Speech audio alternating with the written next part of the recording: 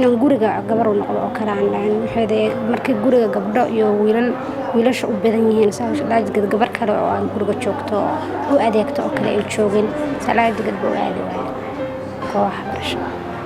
ma fikrad khaldan waaye wiilka gabadh uu sameeyna wax bartaan wax barashada aadana waa ma jeclahay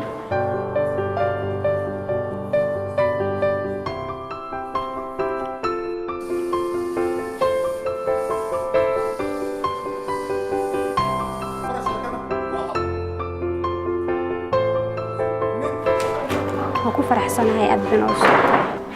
inaan maxay waxaan bartay inaan ku maxay dadka kale aan aqoon kale inaan uga faa'iideeyo aan baro